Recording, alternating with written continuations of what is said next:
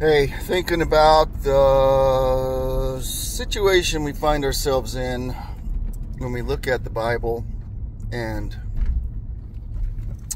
we find that God is judging people. Look in the Old Testament, you go, oh my gosh, look at that. Judge, judge, judge. Condemn, condemn, condemn. God used to be mean, now he's nice. How weird. Why would it be like that? What happened? Well, remember, each of those stories is a moment in time. And there's plenty of stories in there about not about condemnation, but about God's forgiveness, grace, and there's plenty of, well, there's not that many stories in the New Testament other than Jesus coming in the day of salvation for his people and spreading that salvation to whoever would receive it. So that's what we're seeing him do in the New Testament. Then we also see that there is a judgment to come. There's a judgment that happened in 70 AD. So each of these things are moments in time.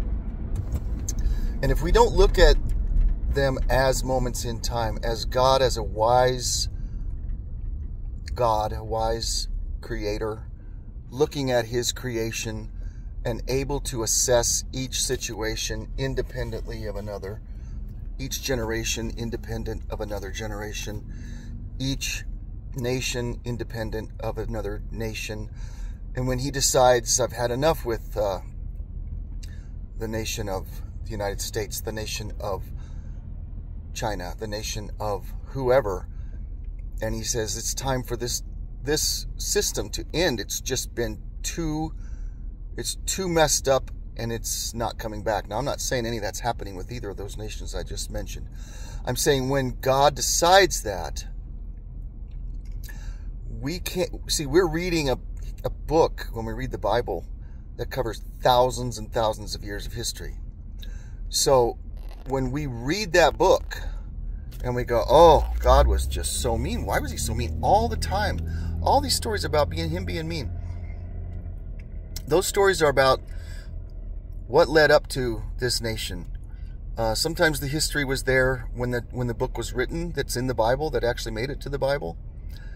But the history behind it, the people in the culture when it was written to them knew about it. It's our job to understand the context in which that book was written.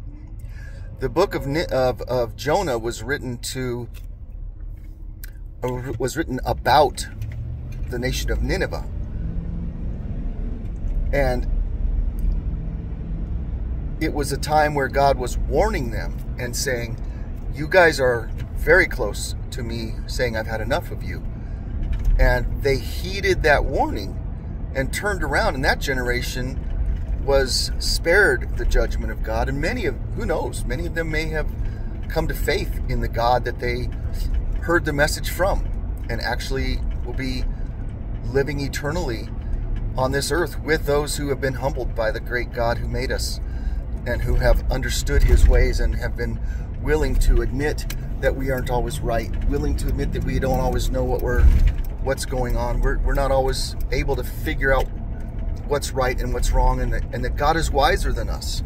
There may be people from that city who were living horrible lives, who had literally gone in and committed genocide against other people, who turned from that and realized what a horrible way they were living and gave their life to the living God. And they will be with those who have done similar evils in our generation, to our own children at times, to the people that we have harmed in our lives.